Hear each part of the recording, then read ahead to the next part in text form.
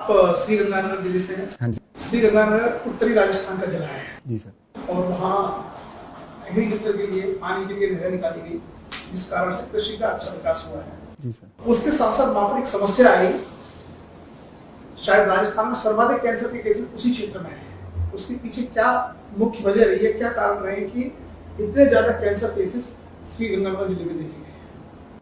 Sir इसके संबंध में कुछ रिसर्च हुए थे मेडिकल फील्ड और एग्रीकल्चर फील्ड की तरफ से। उन्होंने बताया कि जो सिंथेटिक फर्टिलाइजर और कीटनाशकों का बहुत ज्यादा प्रयोग है, उसकी वजह से सर कैंसर के मामले बहुत बढ़ गए हैं। अभी आप इंडियन डिफेंस सर्विस में हैं। जी सर। डिफेंस अकाउंट सर्विस में हैं। डिफेंस के सामने वर्तमान में जो वैश्विक परिदृश्य है, आप देखते हैं कि रूस और यूक्रेन का संकट है, उससे पहले अमेरिका का इराक के साथ में, तमाम मिडिल ईस्ट में, पूरी दुनिया में रक्षा संबंधी समस्याएं चलती रहती हैं। आप भारत के सामने वर्तमान में कौन सी रक्षा संबंधी चुनौतियां देखते हैं? सर कई प्रकार की चुनौतियां मैं देखता हूं। पहला कि सर जो इंटीग्रेशन है तीनों सेनाओं के बीच में, वो उतना पर्याप्त नहीं है, उसके लिए सरकार प्रयास कर रही है। दूसरा सर जो भारत का रक्षा जो उद्योग है वो इतना डेवलप्ड नहीं है। तीसरा सर हम लोग रक्षा के क्षेत्र में इंपोर्ट बहुत अधिक करते हैं। ऑलमोस्ट कैपिटल जो एक्सपेंडिचर उसका 60% हम लोग आयात के द्वारा पूरा करते हैं सर। और सर चौथा ये है कि जो रक्षा के क्षेत्र में रेवेन्यू एक्सपेंडिचर है वो काफी अधिक है। टोटल बजट में सर 3 लाख लगभग 1,60,000 कैपिटल एक्सपेंडिचर, उसके अलावा बाकी सारा रेवेन्यू एक्सपेंडिचर है। जो भारत के सीमावर्ती क्षेत्र हैं, खास करके चाइना से लगते हुए क्षेत्र, अभी हाल के कुछ समय में देखा गया है कि वहाँ चीनी आर्म फोर्सेस का आक्रमण हुआ है। उसको रोकने के लिए सेना के अलावा, सेना तो अपना काम करती है, सेना के अलावा क्या हमारे पास व्यवहारिक उपाय होने चाहिए? सर इसमें सबसे व्यवहारिक उपाय है वो एक बॉर्डर एरिया डेवलपमेंट प्लान चलता है सर। वहाँ के जो एडमिनिस्ट्रेशन है वहाँ को ये इस बात के लिए आदेश दिया जाए कि इस जो प्रोग्राम है इसका अच्छी तरह से डेवलपमेंट किया जाए और वहाँ के जो लोकल लोग हैं उनको हेल्थ एजुकेशन आदि सुविधाएं प्रदान की जाए और उनको बॉर्डर सर्विलांस में साथ में जोड़ा जा सकता है, ताकि ऐसी किसी भी घुसपैठ को अगर वो देखें तो तुरंत प्रशासन को सूचना दें। लेकिन ये तभी होगा सर जब प्रशासन प्रोएक्टिव रूप से नागरिकों के विकास के लिए कार्य करेगा। ग्रेजुएशन में आपने पॉलिटिकल साइंस और इकोनॉमिक्स सब्जेक्ट पढ़े हैं। जी सर। भारत में पहली पंचवर्षीय योजना किस इकोनॉमिक्स के मॉडल पर आधारित थी? सर हेरोड डोमर मॉडल पर आधारित थी सर। क्या था हेरोड डोमर मॉडल?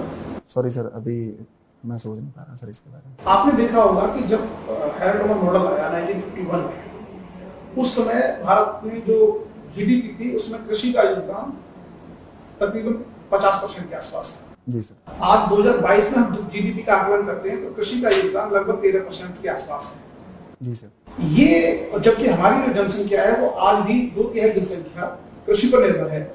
ये जो आर्थिक बदलाव हुआ है उसके पीछे आप किस चीज को जिम्मेदार मानते हैं? सर इसमें जो 1991 की आर्थिक नीति थी, उसके अलावा सरकार का उद्योगों और सेवा क्षेत्र की तरफ जो रुझान, जो प्रयास थे, उस वे मुख्य तौर पर जिम्मेदार हैं सर। कि उद्योगों पर हम लोगों ने काफी फोकस किया और सेवा के क्षेत्र में भारत बहुत अच्छी प्रगति कर रहा है। इसकी वजह से सेवा और उद्योग क्षेत्र का जो कंट्रीब्यूशन है वो जीडीपी में सर ऑलमोस्ट 80% से ऊपर है सर। अभी हाल में अखबार में आपने पढ़ा होगा कि जो 2022 का बजट है उसमें नदी जोड़ने का जो प्रस्ताव है उसको, उसमें केन बेतवा लिंक परियोजना को स्वीकृति दी गई है। उसके अलावा 5 और नदियों को जोड़ने को बजट में प्रस्तावित किया गया है। जी सर। सरकार का ये मानना है कि नदी जोड़ने से बहुत सारे कृषि क्षेत्र का विकास होगा, खास करके सिंचाई और पेयजल की सुविधा वहां तक पहुंचेगी। क्या इसके कुछ नकारात्मक इम्पैक्ट भी हो सकते हैं? जी सर, कुछ कई नकारात्मक इम्पैक्ट कई पर्यावरणविदों ने गिनाया है। पहला कि सर इससे जो पर्यावरण को नुकसान काफी होगा। जैसे केन बेतवा लिंक प्रोजेक्ट है, उससे पन्ना टाइगर रिजर्व के लगभग 5,000 जो हेक्टेयर की जमीन वो जल प्लावित हो जाएगी। दूसरा सर जो पुनर्वास का मुद्दा है वो एक बड़ा मुद्दा है। और तीसरा सर एक संभावित थ्रेट ये हो सकता है कि आप क्लाइमेट चेंज का दौर है और जो पानी और वर्षा की मात्रा है वो निश्चित नहीं है। तो इस स्तर पर इस प्रकार के प्रोजेक्ट पर कुछ प्रश्न मार्क उठाए जा सकते हैं। और चौथा सर इससे जो वहाँ की लोकल बायोडाइवर्सिटी है उस पर इम्पैक्ट पड़ सकता है। आजकल एक सब चर्चा में जीरो नेट कार्बन एमिशन, क्या है ये? Sir zero net carbon emission से तात्पर्य है कि हम किसी भी इंडस्ट्री में अगर उत्सर्जन कर भी रहे हैं तो उसमें कार्बन कैप्चर और स्टोरेज इतना करें कि जो एक प्रकार से जीरो नेट हो जाए, कि ना तो हम उत्सर्जन कर रहे हैं और जो उत्सर्जन कर रहे हैं उसको हम लोग कैप्चर करके स्टोर कर रहे हैं। भारत सरकार ने कुछ प्रतिबद्धता जाहिर की है इसके प्रति, कब तक के लिए कहा है?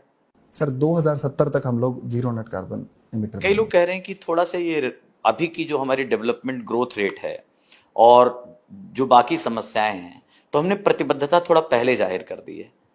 हमें अपने डेवलपमेंट इश्यूज को देखते हुए, हमारी समस्याओं को देखते हुए करना चाहिए था। इसे थोड़ा सा मतलब 10 साल 20 साल और 2090 के आसपास अगर हम करते तो ज्यादा बेहतर होता।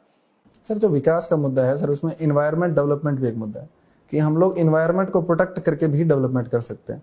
सर एक उदाहरण के तौर पर समझाना चाहूंगा कि जैविक कृषि का जो क्षेत्र है, उसमें सर अगर हम जैविक कृषि को बढ़ावा देते हैं तो उसके उत्पाद महंगे होते हैं। उससे सर किसान और उपभोक्ता दोनों को लाभ होता है। किसान को आर्थिक लाभ होता है, उपभोक्ता को स्वास्थ्य लाभ होता है। तो ये प्रकार से पर्यावरण के साथ में मिलकर विकास का उदाहरण है। तो इस मॉडल को आगे बढ़ाना चाहिए और मुझे लगता है कि सिर्फ 2070 तक का समय पर्याप्त है और हम इस तक हमारे विकास मॉडल को भी आगे ले जाएंगे सर। अच्छा, ऐसी वर्तमान स्थिति में जेलेंस्की साहब को 10 में से नंबर देने हैं, आप कितने नंबर देंगे? सर मैं 7 नंबर उनको दूंगा। क्यों? सर 3 नंबर जो मैंने उनके लिए रखे हैं वो इस बात के लिए रखे हैं कि जो अभी जो डायलॉग्स की बात कर रहे हैं वो शायद उन्होंने पहले प्रोएक्टिव स्तर पर डायलॉग और डिप्लोमेसी स्तर पर प्रयास करते तो शायद इस प्रकार का विभत्स युद्ध ना होता। Thank you can go. Thank you sir.